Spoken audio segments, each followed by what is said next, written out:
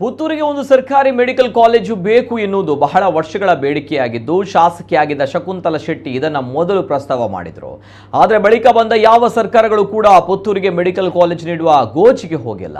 ಇದೀಗ ಶಾಸಕ ಅಶೋಕ್ ಕುಮಾರ್ ರೈ ಅವರ ಅವಿರತ ಪ್ರಯತ್ನದ ಬಳಿಕ ಈ ಬಾರಿಯ ಬಜೆಟ್ನಲ್ಲಿ ಪುತ್ತೂರಿಗೆ ಮೆಡಿಕಲ್ ಕಾಲೇಜು ಘೋಷಣೆ ಮಾಡಲಾಗಿದೆ. ಈಗಿರುವ ಸರ್ಕಾರಿ ಆಸ್ಪತ್ರೆಯನ್ನು ಮೇಲ್ದರ್ಜೆಗೇರಿಸಿ ಮೆಡಿಕಲ್ ಕಾಲೇಜು ನಿರ್ಮಾಣ ಮಾಡಲು ಅನುದಾನದ ಘೋಷಣೆ ಮಾಡಲಾಗಿದೆ. ಬಜೆಟ್ ಮಂಡಿಸ್ತಾ ಇದ್ದ ಸಿಎಂ ಸಿದ್ದರಾಮಯ್ಯ ಅವರು ಪುತ್ತೂರಿಗೆ ಮೆಡಿಕಲ್ ಕಾಲೇಜು ಘೋಷಣೆ ಮಾಡ್ತಾ ಇದ್ದಂತೆ ಪುತ್ತೂರಿನಲ್ಲಿ ಸಂಭ್ರಮಾಚರಣೆ ಮಾಡಲಾಗಿದೆ. ಇನ್ನು ಬಜೆಟ್ ಅಧಿವೇಶನಕ್ಕೆ ಪುತ್ತೂರಿನಿಂದ ನೂರಾರು ಜನರು ಬೆಂಗಳೂರಿಗೆ ತೆರಳಿದ್ದು ಈ ಘೋಷಣೆ ಆಗ್ತಾ ಇದ್ದಂತೆ ಘೋಷಣೆಗಳನ್ನು ಕೂಗಿ ಸಂಭ್ರಮಿಸಿದ್ದಾರೆ. ಅಧಿವೇಶನ ಮುಗಿಸಿ ಹೊರಬಂದ ಶಾಸಕ ಅಶೋಕ್ ಕುಮಾರ್ ರೈ ಅವರ ಜೊತೆ ವಿಧಾನಸೌಧದ ಮುಂದೆ ಡ್ಯಾನ್ಸ್ ಮಾಡಿ ಸಂಭ್ರಮಿಸಿದ್ದಾರೆ. ಪುತ್ತೂರಿನ ಅಭಿವೃದ್ಧಿಗೆ ಇದೊಂದು ಪ್ರಮುಖ ಮೈಲಿಗಲ್ಲಾಗಿದ್ದು ಮೆಡಿಕಲ್ ಕಾಲೇಜ್ ನಿರ್ಮಾಣದಿಂದ ಉದ್ಯೋಗ ಆಗುವ ಉದ್ಯಮಗಳಿಗೆ ಸಾಕಷ್ಟು ಅವಕಾಶ ಸಿಗಲಿಕ್ಕಿದೆ.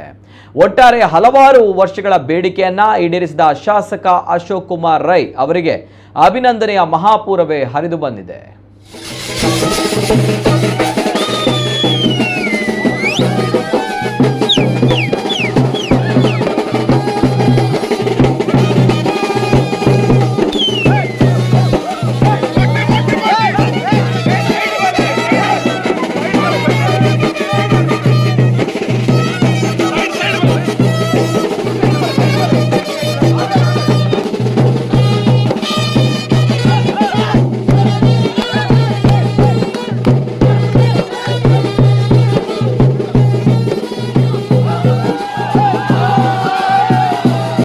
ನಮ್ಮ ಬೇಡಿಕೆ ಇತ್ತು. ಮುಖ್ಯಮಂತ್ರಿಯವರ ಹತ್ರ, ಉಪಮುಖ್ಯಮಂತ್ರಿಯವರ ಹತ್ರ ನಾವು ಬೇಡಿಕೆಗಳನ್ನು ಕೊಟ್ಟಿದ್ದೀವಿ.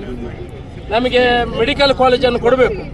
ಯಾಕಂತ ಹೇಳಿದ್ರೆ ಸುಳ್ಯ ಮತ್ತು ಪುತ್ತೂರು, ಬೆಳ್ತಂಗಡಿ ಈ ಗ್ರಾಮದ ಕಡಬ, ಈ ಕಡೆಯವರು ಯಾರು ಅನಾರೋಗ್ಯ ಬಂದರೆ ಮಂಗಳೂರಿಗೆ ಹೋಗಿ ಬರುವಾಗ ಡೆಡ್ ಬಾಡಿಯನ್ನು ತರುವಂಥದ್ದು.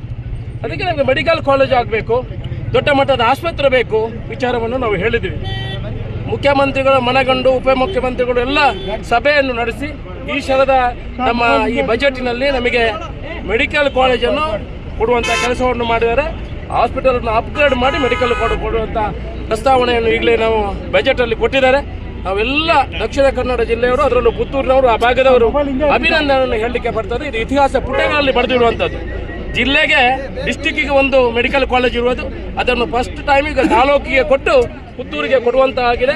ಇಡೀ ಪುತ್ತೂರಿನ ನಾಗರಿಕರ ಪರವಾಗಿ, ದಕ್ಷಿಣ ಕನ್ನಡ ಜಿಲ್ಲೆಯ ಪರವಾಗಿ ನಾನು ಅಭಿನಂದನೆಯನ್ನು ಹೇಳಲಿಕ್ಕೆ ಬರ್ತೇನೆ. ಬಾಕಿ ವಿಚಾರ ಕೂಡ ಹಾಗೆ. ಈಗ ಪಶುವೈದ್ಯ ಕಾಲೇಜಿಗೆ ಕೊಯ್ಲಲ್ಲಿ ಅದಕ್ಕೆ 24 ಕೋಟಿಯನ್ನು ಇಟ್ಟಿದ್ದಾರೆ.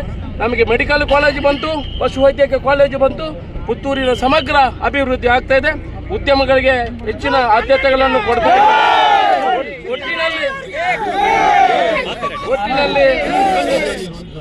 ಒಟ್ಟಿನಲ್ಲಿ ಕುಡಿಯುವ ನೀರಿಗೆ 1,010 ಕೋಟಿ ರೂಪಾಯಿಯನ್ನು ಕೊಟ್ಟಿದ್ದಾರೆ. ಕೆಎಂಎಫ್ನ ಘಟಕವನ್ನು ಸ್ಥಾಪಿಸಲಿಕ್ಕೆ ಇವಾಗಲೇ 15 ಎಕರೆ ಜಾಗವನ್ನು ಕೊಡುವಂಥದ್ದಾಗಿದೆ. ಅಲ್ಲಿ ಒಳ್ಳೆ ರೀತಿಯ ಗ್ರೌಂಡ್ಗಳನ್ನು ಮಾಡುವಂಥ ಕೆಲಸವನ್ನು ಮಾಡ್ತಾ ಇದ್ವಿ. ಮಹಾಲಿಂಗೇಶ್ವರ ದೇವಸ್ಥಾನ ಮತ್ತು ಸಹಸ್ರಲಿಂಗೇಶ್ವರ ದೇವಸ್ಥಾನಕ್ಕೆ 352 ಕೋಟಿ ರೂಪಾಯಿ ಪ್ರಸ್ತಾವನೆ ಅಂಗೀಕೃತ ಆಗಿದೆ. ಒಟ್ಟಿನಲ್ಲಿ ಪುತ್ತೂರಿನ ಸಮಗ್ರ ಅಭಿವೃದ್ಧಿ ಆಗಿದೆ. ನಾವೆಲ್ಲ ಕರ್ನಾಟಕ, ಪುತ್ತೂರಿನ ದಕ್ಷಿಣ ಕನ್ನಡ ಜಿಲ್ಲೆಯ ಜನರು ಮುಖ್ಯಮಂತ್ರಿಯವರಿಗೆ, ಉಪಮುಖ್ಯಮಂತ್ರಿಯವರಿಗೆ, ಎಲ್ಲ ಸಿಬ್ಬಂದಿಗಳಿಗೂ, ಮಂತ್ರಿಗಳಿಗೂ ಕೂಡ, ನಮ್ಮ ಗುಂಡೂರಾವ್ ಇದ್ದಾರೆ, ಯುಟಿ ಖಾದರ್ ಅವರಿದ್ದಾರೆ, ಅವರಿಗೆಲ್ಲರಿಗೂ, ನಮ್ಮ ವೈದ್ಯಕೀಯ ಮಂತ್ರಿಗಳಿದ್ದಾರೆ, ಅವರಿಗೆಲ್ಲ ಅಭಿನಂದನೆ ಹೇಳಲಿಕ್ಕೆ ಇಚ್ಛೆಪಡ್ತಾರೆ.